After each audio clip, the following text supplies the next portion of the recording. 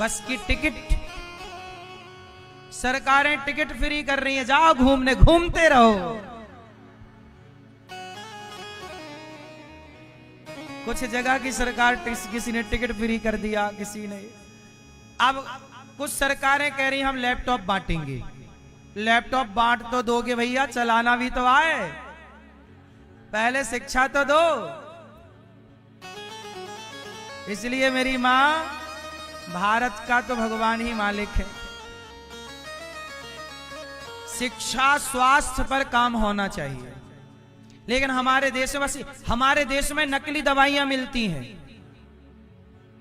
बोलो हाँ, इंजेक्शन मिलता है लौकी पे लगाने वाला, रातों रात इतनी बड़ी हो जाती है लौकी। वो लौकी जो खाएगा मरेगा कि नहीं? क्या सरकारों को इन मिलावटी दवाइयों पर रोक नहीं लगाना चाहिए? ये दवाई बिकनी ही नहीं चाहिए। सब्जियों पर मिलावट, आटा दाल पर मिलावट। अरे मिलावट खोरों को फांसी दो, लेकिन हमारे देश में मिलावट करना कोई अपराध ही नहीं है। चाहे तुम्हारा बेटा मर जाए मिलावटी चीज खा के, जहर खा के। ध्यान देना चाहिए। अमेरिका जैसे देश तरक्की क्यों कर गए? वहां हर चीज पर ना ध्यान है, वहां भ्रष्टाचार नहीं है, वहां हर चीज प्योरिटी पे ध्यान दिया जाता है। यदि ककड़ी मिल रही है बाजार में तो वो दवाई वाली नहीं हो सकती। आपको आश्चर्य होगा, अमेरिका जैसे देशों में डीएपी और यूरिया बैन है। डीएपी, यूरिया, बेवजह की दवाइयां बैन है। हमारे यहां धड़ल्ले से सब चल रहा है। जो दवाई गलत है उन्हें, हमारे देश में दवाइयां नकली बिक रही है मेडिकलों में। बोलो हाँ, नकली दवाई क्यों? सरकार नहीं पकड़ पा रही है। इसका मतलब सिस्टम कमजोर है। नकली दवाई नहीं पकड़ पा रहे। अब आप शुगर की दवाई खा रहे हैं और पता चला वो नकली खा रहे हैं तो और मर जाओगे। और एक चीज और बताऊं, दवाइयों में इतना बड़ा भ्रष्टाचार है, 1 रुपए की दवाई बाजार में 100 रुपए की बिकती है। ये बात सही है कि गलत है? सरकार को पता है तो क्यों नहीं रोक रही है? दवाई 1 रुपए की है तो चलो 2 रुपए की दे दो भाई साहब। 1 रुपए की दवाई वैसे मिलनी चाहिए 1 रुपए 2 पैसे में। 2 पैसा मुनाफा ले लो, चलो चवन्नी 25 पैसा मुनाफा लो एक गोली पे। लेकिन साहब 1 की 100 बेच रहे हो, ये तो कितना। डॉक्टर भी आजकल वही दवाई लिखते हैं जो दवाई की कंपनियां डॉक्टरों को दवाई लिखने का वो देती है कमीशन।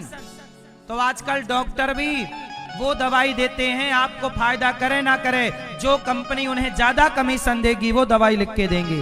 ये कमीशन खोरी चल रही है इस देश में, लेकिन कोई नहीं बोल रहा है, किसी को फर्क नहीं पड़ता। मरने दो जनता को।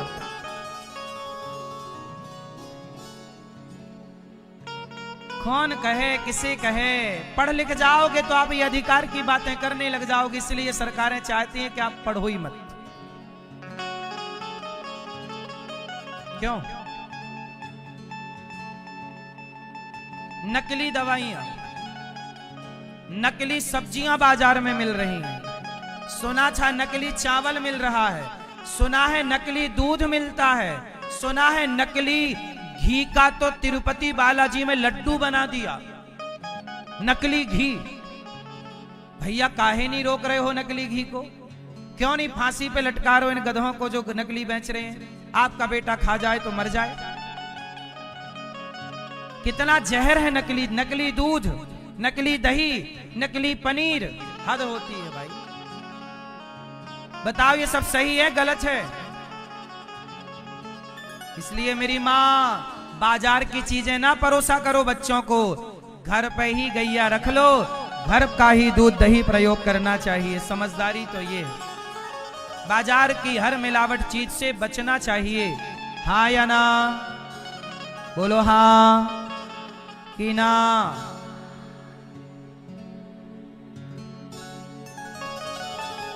सुदामा जी, मैं आपको कुछ बात बताऊं। सुदामा जी बोले जाओ कह दो। सुदामा जी की बात सुन के द्वारपाल गया। द्वारपाल ने भगवान को प्रणाम किया, प्रभु की जय हो। भगवान बोले क्या हुआ?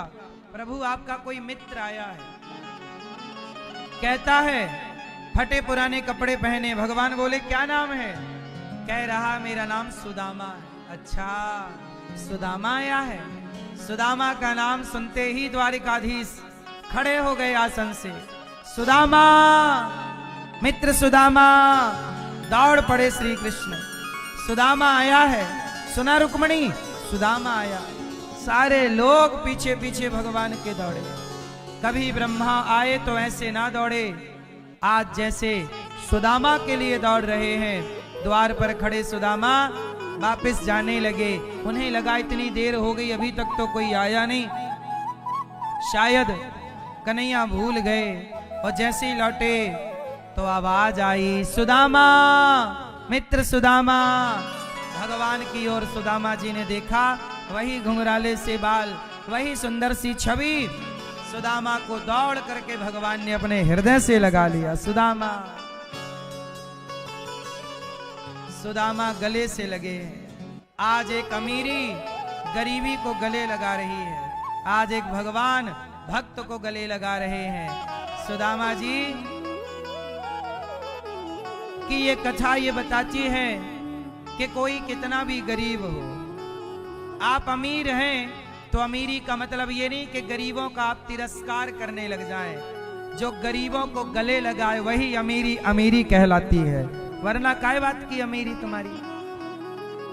जो गरीबों को गले ना लगाए वो अमीरी किस बात की?